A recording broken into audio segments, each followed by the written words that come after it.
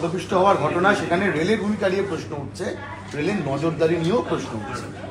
দেখুন, হঠাৎ করে প্রচুর লোক চলে আসার ফলে এই ধরনের দুর্ঘটনার তদন্ত চলছে। যদি রেলের কোনো আধিকারিক দায়ী থাকে অবশ্যই রেল তার বিরুদ্ধে ব্যবস্থা নেবে। তো স্বাভাবিকভাবেই মাঝে মাঝে এই ধরনের দুর্ঘটনা আমাদের দেশে, যেহেতু জনসংখ্যা এত বিপুল, যে আমরা দেখেছি যে কুম্ভে একসাথে অনেক মানুষ জড়ো হয়ে যাওয়ার ফলে এই ধরনের দুর্ঘটনা ঘটেছে। এছাড়াও এর আগে মধ্যপ্রদেশে এক জায়গায় মন্দিরে হয়েছিল। এই ধরনের পদপিষ্ট হয়ে মারা যাওয়ার ঘটনা আমাদের দেশে দুর্ভাগ্যজনক হলে পরেও মাঝে মাঝে ঘটছে, এবং তার জন্য আমাদের আরো বেশি সচেতন হওয়া দরকার, এবং আমরা সচেতন হব।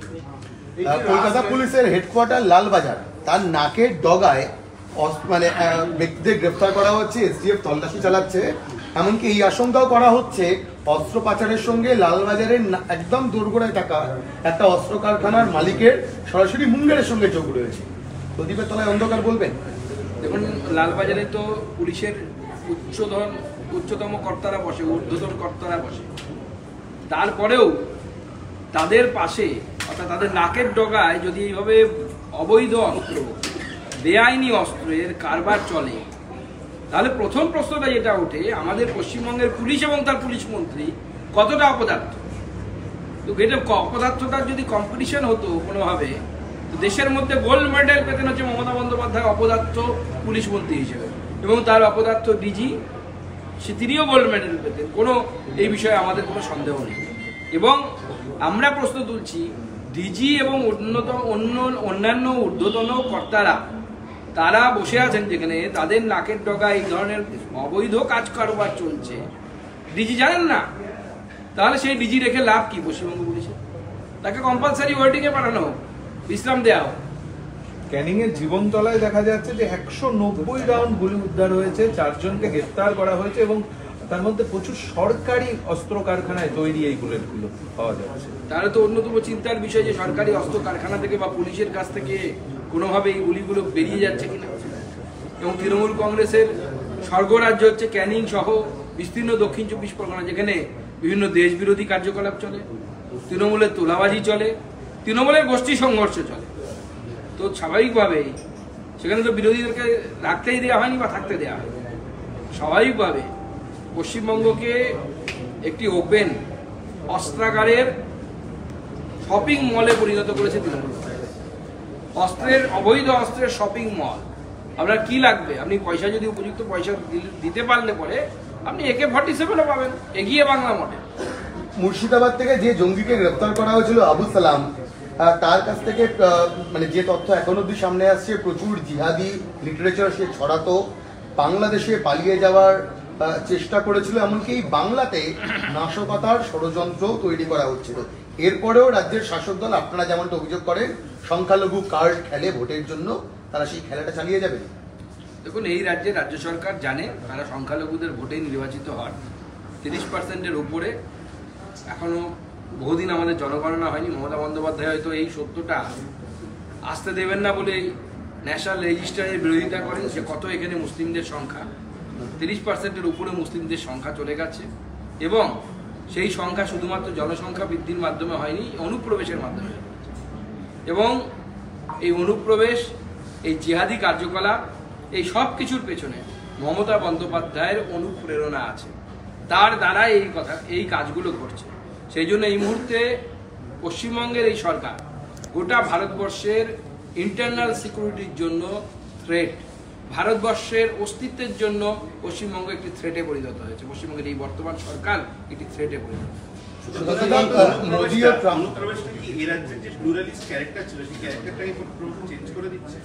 একদম এই রাজ্যের, দেখুন, আমরা ছোটবেলায় দেখেছি যে মুসলিম ছাত্ররা আমাদের সাথে সরস্বতী পুজোর অঞ্জলি, মুসলিম অধ্যুষিত এলাকায় স্কুলে সরস্বতী পুজো হতো।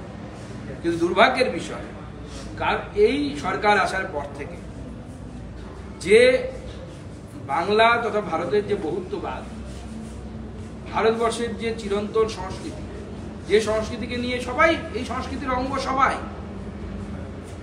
ইসলাম না হয় 1400 বা 1500 বছর আগে এসেছে, কিন্তু তার আগেও তো যারা এখন আমাদের মুসলিম ভাই, তারা তো একসময় তাদের পূর্বপুরুষ কেউ না কেউ তো ভারতবর্ষে ছিলেন, তারা তো আর বাইরে থেকে আসেননি। তাদেরও তো পূর্বপুরুষ এই ভারতবর্ষের মাটিতে জন্মগ্রহণ করেছেন, এই মাটিতেই তারা মিলিয়ে গেছেন। তো স্বাভাবিকভাবে তাদের ঐতিহ্য ভারতবর্ষের ঐতিহ্যের সাথে একাকার, আলাদা করে ওই কোনো অস্তিত্ব থাকতে পারে না তাদের, নেও। অনেকে খোঁজার চেষ্টা করে, অনেকে আরব সাজার চেষ্টা করে, কিন্তু আরবরা আপনাদেরকে কোনো আপন মনে করবেন, আপনারা ভারতীয়ই থাকবেন। বলছি সুকান্তদা, এই যে বিভিন্ন স্টেশনে যে কুম্ভযাত্রা মহাকুম্ভে বিভিন্ন মানুষকে যাচ্ছে, আমরা দেখছিলাম যে বিভিন্ন স্টেশনে রেল যাত্রায় বারবার বিপর্যয় হচ্ছে, গন্ডগোল হচ্ছিল, কাঁচ ভেঙে দিচ্ছিল। এরপরে ধীরে ধীরে ঘটতে ঘটতে গতকাল আমরা দেখলাম যে দিল্লিতে এই যে মর্মান্তিক ঘটনা, এবং সেটাতে 18 জনের মৃত্যুর কথা বলা হচ্ছে, যার মধ্যে 3 জন শিশু। তো শেষমেশ এইটা কি রেলের ব্যর্থতা বলে একটা সবাই অভিযোগ তুলছে? দেখুন, আমার মনে হয় না রেলের ব্যর্থতা। তার কারণ হচ্ছে যখন কোনো কিছু আপনার ক্যারিং ক্যাপাসিটির উপর চলে যায়, প্রত্যেকটি ধরুন রেলে আরপিএফ আছে, অন্যান্য ব্যবস্থা আছে, কিন্তু তার তো একটা ক্যাপাসিটি আছে। আমি নিজে দেখেছি, আমি নিজে ট্রেনে করে কুম্ভ থেকে ফিরেছি। আমি প্রয়াগরাজ স্টেশন থেকে আমি দিল্লি ফিরেছি ট্রেনে। সেখানে মানুষের যে ভিড়, এই ভিড়কে কন্ট্রোল করার জন্য আরপিএফ, রেলের বিভিন্ন আধিকারিকরা মাইক নিয়ে স্টেশনে অ্যানাউন্স করছে। তারা হাত মাইক নিয়ে অ্যানাউন্স করছে স্টেশনে দাঁড়িয়ে। আরপিএফ মহাপ্রয়াগ স্টেশনে আমি দেখেছি, প্রয়াগরাজ স্টেশনে। কিন্তু জনগণ যদি কথা না শোনে, তাড়াহুড়ো করছে, ইঞ্জিনের মধ্যে লোক উঠে যাচ্ছে, এত অস্বাভাবিক লোক, যে বিপুল পরিমাণ লোকের সমাগম হয়েছে, সেই সমাগমকে আটকানোর জন্য কোনো ব্যবস্থায় পর্যাপ্ত নয়। এবার তো এরকম হতে পারে যে রাতারাতি আপনি স্টেশন, আপনার যতখানি স্টেশন আছে, ধরুন আপনার একটা স্টেশন 500 লোক ধারণের ক্ষমতা তার আছে, ক্যাপাসিটি। তাকে তো আপনি রাতারাতি 5000 লোক ধারণের ক্ষমতায় নিয়ে যেতে পারেন না, যাওয়ার কোনো পদ্ধতি নেই, পৃথিবীতে নেই। তো রেলওয়েকে আপনি কিভাবে দোষ দেবেন? রেলওয়ে তো তার সর্বতভাবে চেষ্টা করছে। বলা হচ্ছে যে বিজ্ঞাপন করা হচ্ছে, সবাইকে আহ্বান করা হচ্ছে আসার জন্য। এত মানুষ যখন উৎসাহিত হয়ে যাচ্ছে, রেল এটা অ্যাসেসমেন্ট করে একটা পরিকল্পনা করে সেটা করতে পারে। রেলই তো মূল যাতায়াতের একটা মাধ্যম। দেখুন, রেল বিপুল পরিমাণে গাড়ি চালিয়েছে, কিন্তু যে পরিমাণ ভিড় হয়েছে, ইট ইজ ওভার দ্য এক্সপেকটেশনের বাইরে। এবং মানুষ অযথা তাড়াহুড়ো করতে গিয়ে, যে তাড়াহুড়োর কোনো প্রয়োজন নেই, যেমন যে স্ট্যাম্পেডের ঘটনা ঘটেছিল কুম্ভে, সেটাও তাড়াহুড়ো করতে গিয়ে হয়েছে। যে আমরা মহাস্নানের সময়, সেই সময় আমরা আখাড়ার আগে স্নান করি, এই যে মানুষের মধ্যে একটা অন্য ধরনের আকাঙ্ক্ষা, আমি আগে গিয়ে স্নান করব, তাড়াহুড়ো করা, এর ফলে বেশি অ্যাক্সিডেন্ট হচ্ছে। এটা করা উচিত না। সবাইকে স্টেপ বাই স্টেপ, যখন আমার সময় আসবে বা আমার চান্স আসবে, সেই সময় আমি স্নান করব, এই মানসিকতা নিয়ে ওখানে যাওয়া উচিত। রেল বলছে গুজব ছড়ানো হয়েছিল, রেলমন্ত্রী বলছেন গুজব রটছিল। আর দিকে নর্থ ইস্ট ফ্রন্টিয়ারের যে সিপিআর, তিনি বলছেন কোনো ভুল হয়নি। আর পুলিশ যারা দেহ নিয়ে গেছেন, তারা বলছেন যে আমরা যখন দেহ নিয়ে যাচ্ছি কাউকে পাইনি, আমরাই দেহ নিয়ে অ্যাম্বুলেন্সে নিয়ে গেছি, 18 জনের দেহ নিয়ে গেছি, এরকম দাবি করছে। দেখুন, রেলমন্ত্রীর কাছে নিশ্চয়ই কোনো তথ্য প্রমাণ আছে, নচেত রেলমন্ত্রী তো বলবেন না।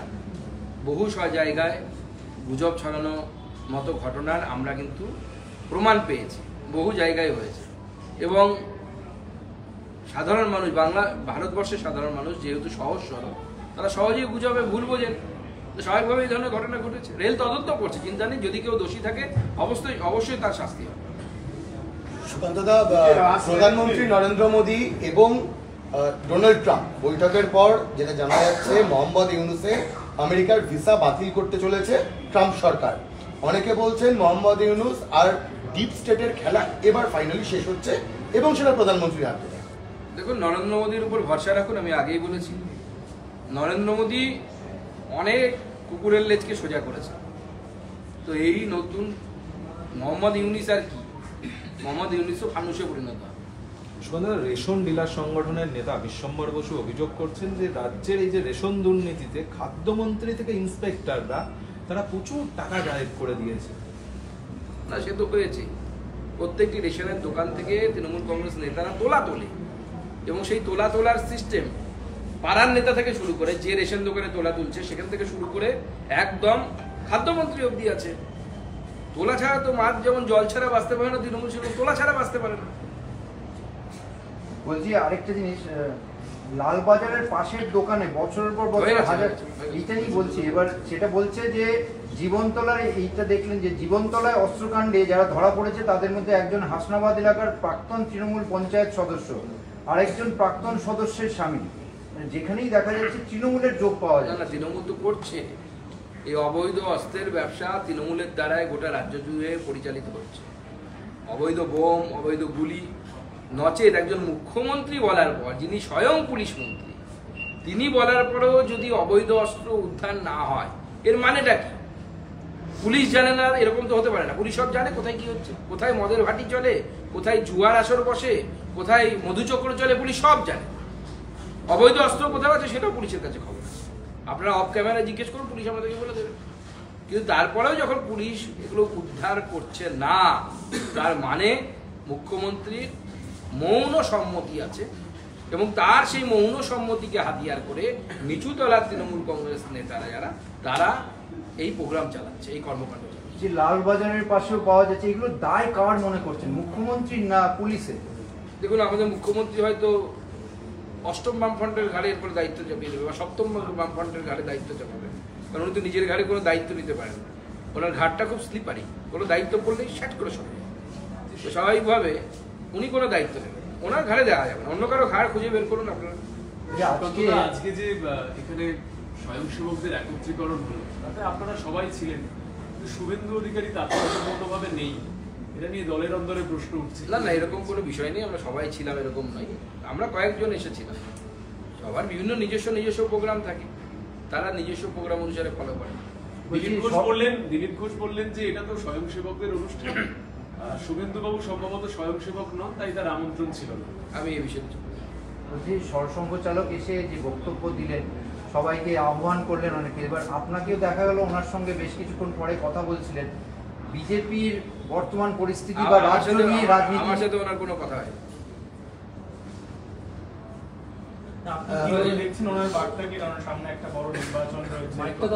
দেখুন, নির্বাচনের সাথে সঙ্গের প্রোগ্রামের কোনো সম্পর্ক থাকে না। আমি তার সর্বোচ্চ উদাহরণ। তার কারণ আমি যতদিন সঙ্গে কাজ করেছি ততদিন আমি কোনো বিজেপি অফিসে যাইনি। বিজেপি কোনো নেতার সাথে আমার ছবি দেখতে পাবেন না তৎকালীন যুগে। তৎকালীন রাজ্য সভাপতি যারা ছিলেন, রাহুল সিনহা থেকে শুরু করে, জুলুবাবু থেকে শুরু করে, বা তপন সিকদার, এদের কারো বক্তৃতাও আমি কোনো শুনতে যাইনি। সংঘের কাজ হচ্ছে রাষ্ট্র নির্মাণের কাজ। যতদিন সংঘের স্বয়ংসেবক হিসেবে কাজ করার সুযোগ হয়েছিল আমি সেটা করেছি। যখন আমার রাজনৈতিক ক্ষেত্রে কাজ, তখন রাজনৈতিক ক্ষেত্রে কাজ করছি। সরাসরি যে সদস্য সংখ্যা, অ্যাক্টিভ সদস্য সংখ্যা, সেটাকে অন্তত দ্বিগুণ করা হবে কয়েক বছরের মধ্যে। 26-এর আগে এইরকম একটা টার্গেটে সেটাতে তার কতটা প্রভাব আপনার মনে হয় পড়বে? দেখুন, সংঘের প্রোগ্রাম নিয়ে আমি বলার অধিকারী নই। সংঘের এরকম অ্যাক্টিভ সদস্য, অ্যাক্টিভ নয় সদস্য, এরকম কিছু হয় না। সংঘের স্বয়ংসেবক হয়। আমরা এখনকার স্বয়ংসেবক, আপনারা ভবিষ্যতের স্বয়ংসেবক। সংঘ এইভাবে দেখে। রেস্ট অফ দ্য ওয়ার্ল্ড হচ্ছে ভবিষ্যতের স্বয়ংসেবক। সংঘের দৃষ্টিভঙ্গি এরকম যে একসময় সবাই স্বয়ংসেবক হবে। আজকে কিছু লোক আছে, আগামীকাল অন্যরা হবে। সুকান্তবাবু, মোহন ভাগবতী যেটা বলছিলেন, মহাভারতের একটা অংশ উল্লেখ করছিলেন। অনেকে বলছেন নাম না করে বাংলাদেশকে বার্তা দিলেন ডিপ্লোম্যাটিক ওয়েতে ভারত ট্যাকেল করবে। আপনি একমত? দেখুন, প্রাজ্ঞ লোকেরা, বুদ্ধিমান লোকেরা, তারা কথা এমনভাবে বলেন যার মাধ্যমে অনেকের কাছে অনেক রকম বার্তা থাকে। সেই বার্তাগুলো যে যার নিজের মতো বুঝে নেবে, বুঝে নিলে তাদের মঙ্গল। আপনার কাছে কিরকম? আমার বার্তা আমার হৃদয়ে থাক স্বয়ংসেবক হিসেবে, সেটা আপনাদের সাথে শেয়ারেবল না। বিভিন্ন জায়গাতে সুবন্ধুদা দেখা গিয়েছে, দিল্লির নির্বাচন হোক, হরিয়ানার নির্বাচন, মহারাষ্ট্রের নির্বাচন, যে সেখানে সংঘের একটা বড় ভূমিকা ছিল। এই যে আরএসএস প্রধানের এতদিনের একটা বড় সফর, সেটা আপনাদের কি? দেখুন, প্রথম কথা হচ্ছে সংঘের ভূমিকা না আপনারা বিচার করেন। কিন্তু আপনাদেরকে যদি বলি, দিল্লির নির্বাচনে আপনারা বলছেন সংঘের বড় ভূমিকা ছিল। দিল্লি নির্বাচনে খাকি প্যান্ট, সাদা জামা, মাথায় টুপি পরা স্বয়ংসেবক দেখেছেন? তারা বাড়ি বাড়ি গিয়ে ভোট প্রচার করেছে। তাহলে সংঘের ভূমিকা কি ছিল? সংঘের কাজ দৈনন্দিন কাজ, কোনো নির্বাচন ভিত্তিক কাজ সংঘের কাজ হয় না। তবে আমি উপযুক্ত ব্যক্তি নয় এই প্রশ্নগুলোর। আমার মনে হয় সংঘের যিনি প্রবক্তা আছেন তার সাথে কথা বলে তিনি আপনাদেরকে সঠিক উত্তর দেবেন। বিধাননগর পুরসভার যিনি কাউন্সিলর, 2 মাস ধরে তাকে খুঁজে পাওয়া গেল না, সমরেশ চক্রবর্তী, তিনি চুপি চুপি জামিন নিয়ে ফেললেন।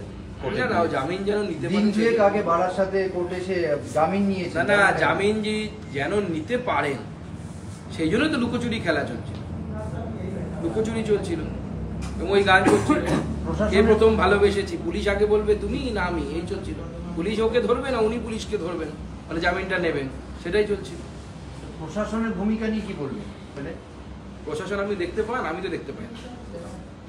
প্রশাসন, পশ্চিমবঙ্গের প্রশাসনের যা অবস্থা, আমি কতগুলো দেখতে পাই খাকি পোশাক পরা, মেরুদণ্ড হারিয়ে যাওয়া কতগুলো জীব যারা মাটিতে নুবজ হয়ে মেরুদণ্ড খুঁজে বেড়াচ্ছে, এর বাইরে তো আমি কিছু দেখতে পাই না।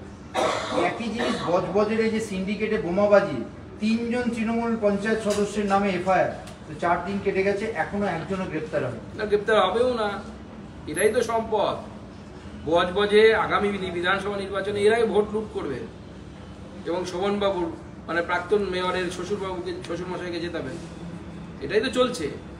তৃণমূলের এরাই সম্পদ, এরাই ভোট করবে, এরাই ভোটের সময় বোম মারবে এবং প্রত্যেকটি এলাকা, আমি যেটা আগেও বলেছি, এই ধরনের দুষ্কৃতীদের হাতে মাননীয় মুখ্যমন্ত্রী লিজ দিয়ে দিয়েছে। তাদের একটাই কাজ, পঞ্চায়েত ভোট জেতানো, বিধানসভা ভোট জেতানো, লোকসভা ভোট জেতানো।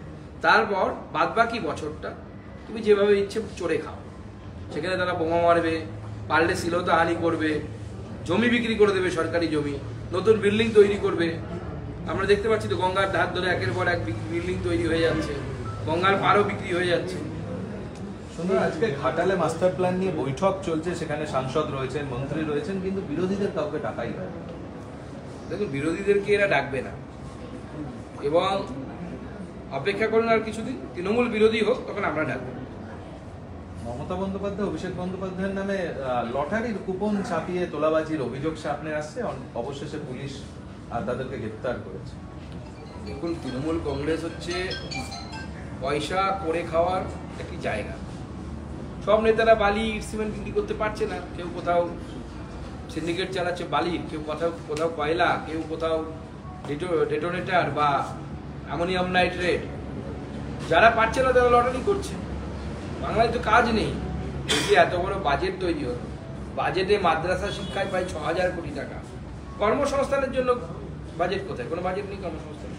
সুব্রত, রাজ্যের নতুন সভাপতি নির্বাচন মোটামুটি কবে নাগাদ এক্সপেক্টেড?